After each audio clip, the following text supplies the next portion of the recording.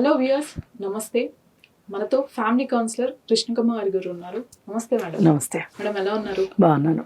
Last episode మీరు చెప్పిన family counselling గురించి వైరల్ అయింది వీడియో. ఒకటి మేడం, రీసెంట్ గా ఇంకొక ఇంటర్నెట్ లో వైరల్ అయినదే, ఒక అతను రైల్వే ఎంప్లాయీ ఆన్లైన్ బెట్టింగ్స్ కి అలవాటు పడిపోయి తన దగ్గర ఉన్న అమౌంట్ అంతా పోగొట్టుకొని ఆఖరికి సొంత తండ్రి తన్ని చంపేశారు. ఇది బాగా వైరల్ అయింది, వినే ఉంటారు మీరు. అవునండి. అసలు దీన్ని ఎలా చూడొచ్చు అంటారు? నేను న్యూస్లో చూశాను ఈ వార్త, న్యూస్ పేపర్లో వచ్చింది. నిజంగా హృదయాన్ని కలిచివేసేది, కదిలించేది కూడా.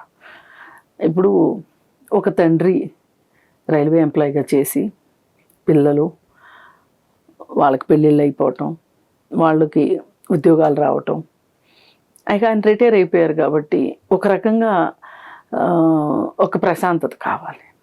ఏ మనిషికైనా జీవన పోరాటంలో చేసి చేసి చేసి అన్ని బాధ్యతలు తీరిన తర్వాత ఒక ప్రశాంతత, ఒక నెమ్మదితనం, నిమ్మళం అంటారు కదా, నిమ్మళంగా ఉండాల్సిన వయసులో ఇద్దరు పిల్లలు ఉన్నారు, అంటే మనవడు మనవరాలు ఉన్నారు.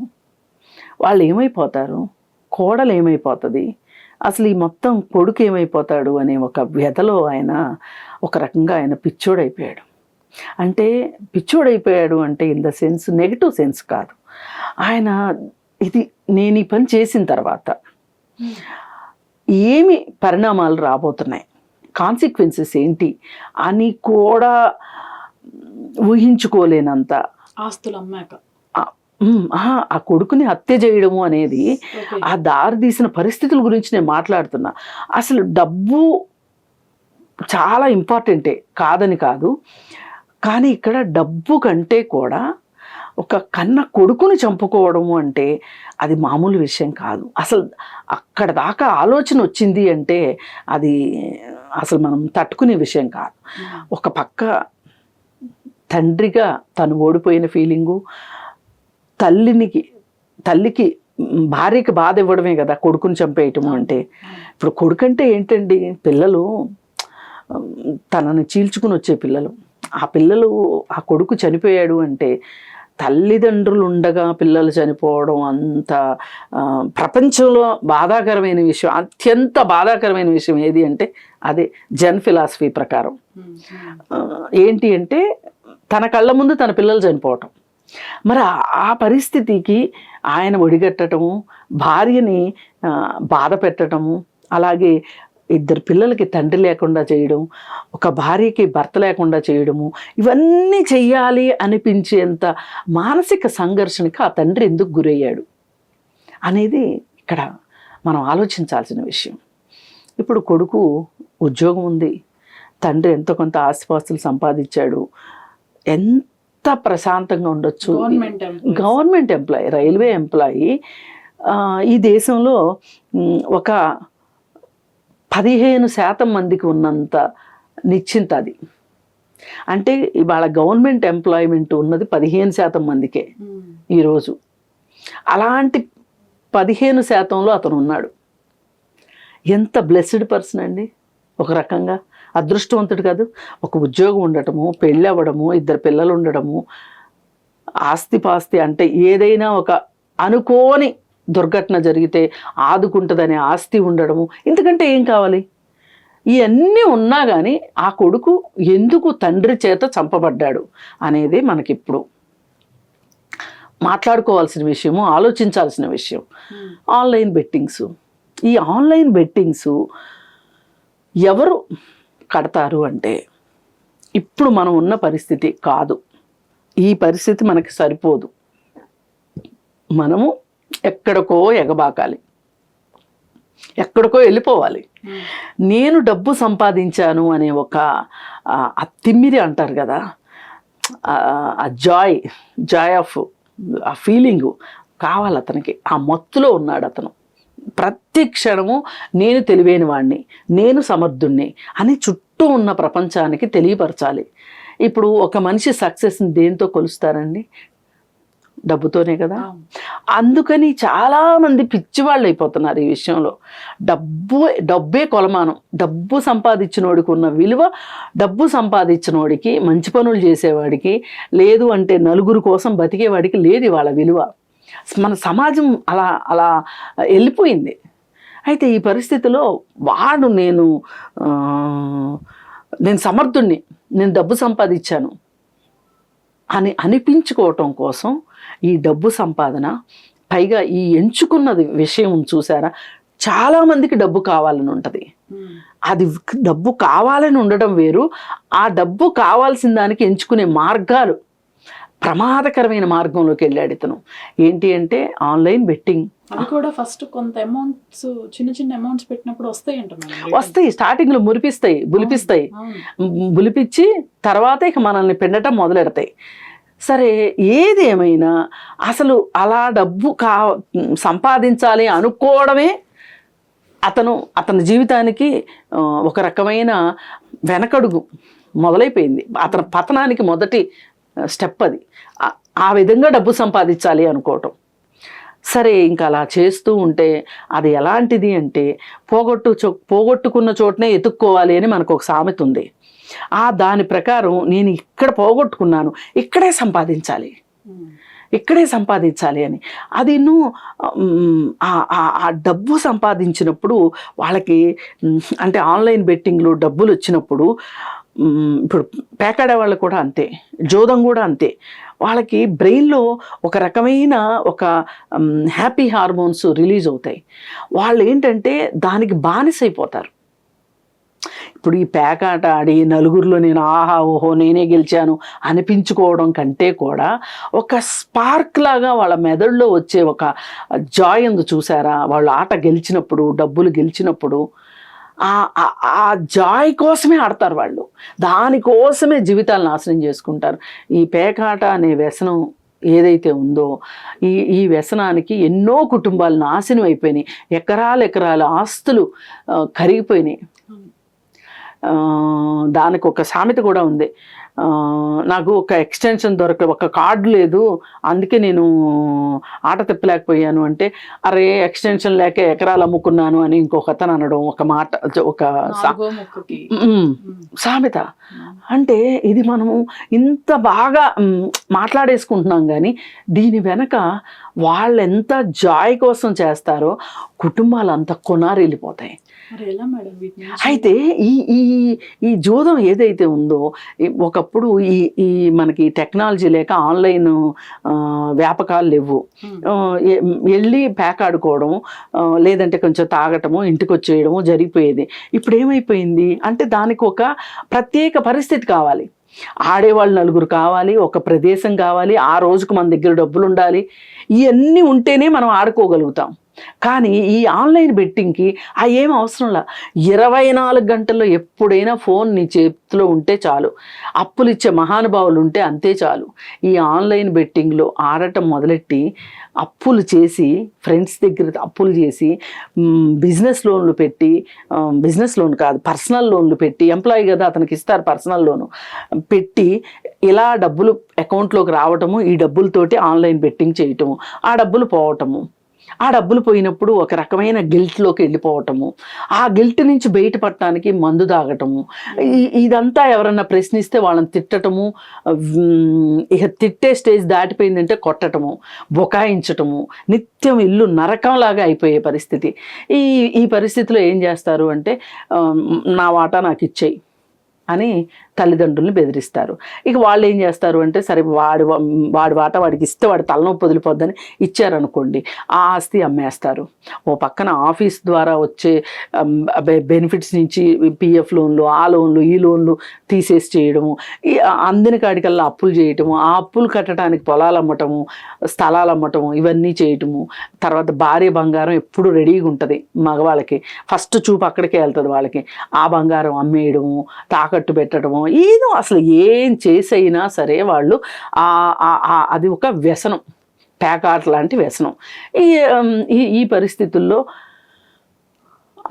ఆయనకి మరి రిటైర్డ్ పర్సను, ఆయన మానసిక స్థితి ఎలా ఉందో నేను ప్రశాంతంగా ఉందాం అనుకుంటే నాకు ఈ జింజాటం ఏంటి, ఈ గోల ఏంటి, తలనొప్పి ఏంటి అనుకున్నా కూడా పాప ఆయన్ని కూడా మనం ఆయన గురించి మనం జాలిపడడం తప్పితే నిందించి కూడా ప్రయోజనం లేదు. సరే ఇది అయిపోయిన తర్వాత ఇంకా కొడుకుని చంపుకోవాలి అనే ఒక పరిస్థితి వచ్చేసేసింది. ఒక క్షణికావేశంలో చంపేశాడు.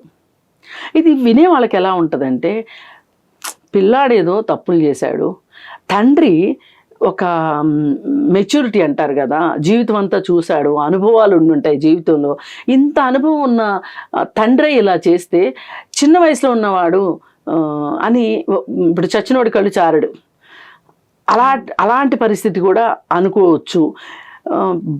తన సొంత భార్య నిందించవచ్చు. ఇది కేసు కూడా అయ్యింది, ఆయన అరెస్ట్ చేశారు, ఆయన రిమాండ్కి పంపించారు.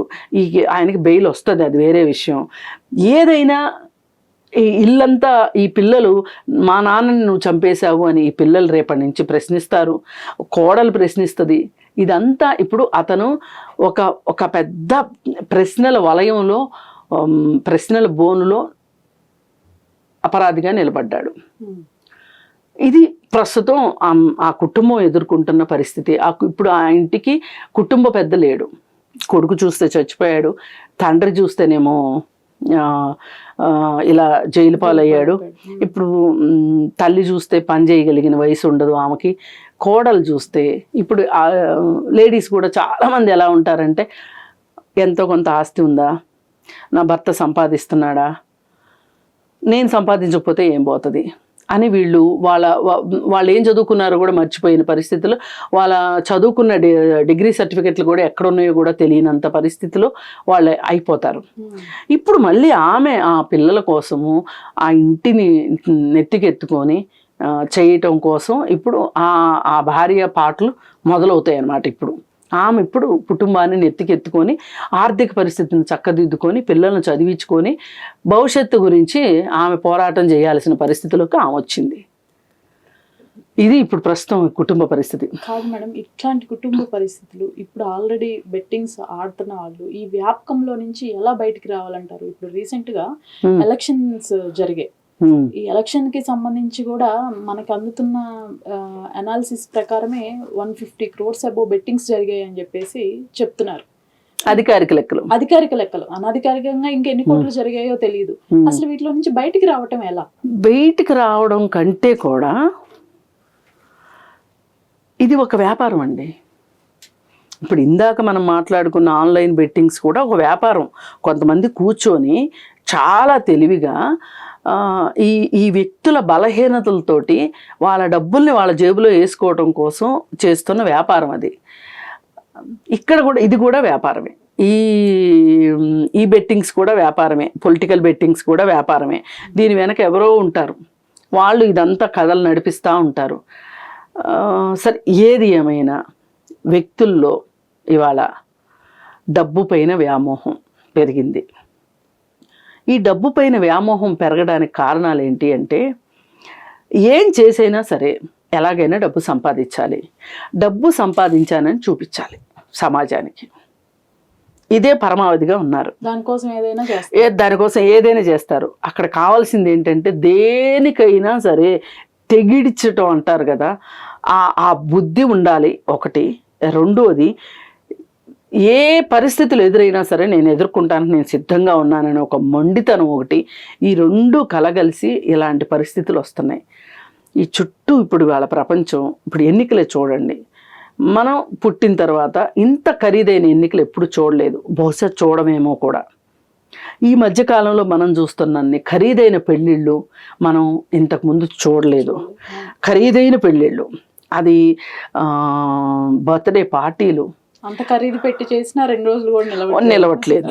బర్త్డే పార్టీలు, అసలు పిల్లల బర్త్డే పార్టీలని ఏ విధంగా నిర్వహిస్తున్నారో మనం చూస్తున్నాం.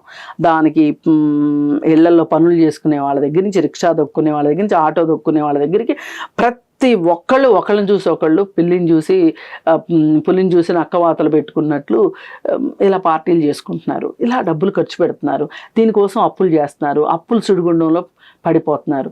ఇప్పుడు మనం పెద్ద పెద్ద పెళ్ళిళ్ళ గురించి మాట్లాడుకుంటున్నాం. చిన్న చిన్న వాళ్ళు కూడా, చిన్న చిన్న ఉద్యోగాలు చేసుకునే వాళ్ళు కూడా ఈ లోన్ అని ఆ లోన్ అని పెట్టి ఇవాళ 3 రోజులు పెళ్ళిళ్ళు చేసుకుంటున్నారు. ఇవాళ సంగీత్ అంటున్నారు, అదంటున్నారు, ఇదంటున్నారు.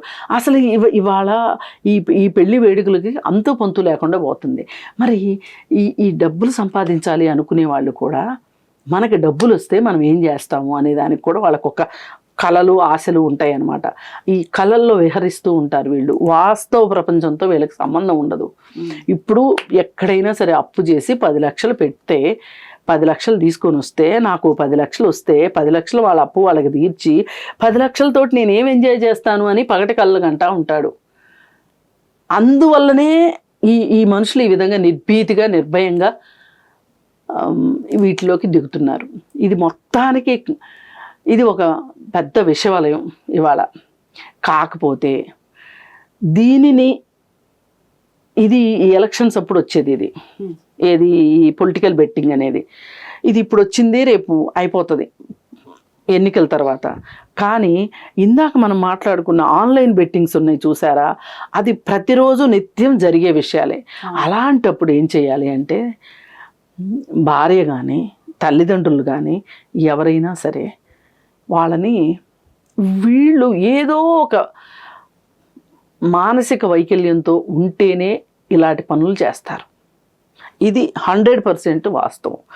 ప్యాక్ ఆడడానికి కానీ అసలు మీరు ఏ వ్యసనానికైనా అది మనం చాలా మందిలో చూసి చూసి చూసి ఇది చాలా మామూలు అనుకునే వ్యసనాలు కూడా జబ్బులే, మానసిక జబ్బులే.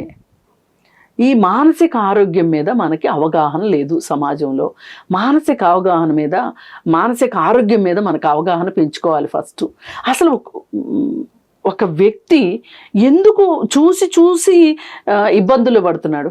ఇప్పుడు మన ఎదురుగా ఒక గొయ్యి ఉందనుకోండి, సపోజ్ రోడ్డు మీద వెళ్తున్నాం, ఆ గొయ్యిలో పడతామా చెప్పండి? జాగ్రత్తగా ఉంటాం, లేదా పక్కకి వెళ్తాం కదా.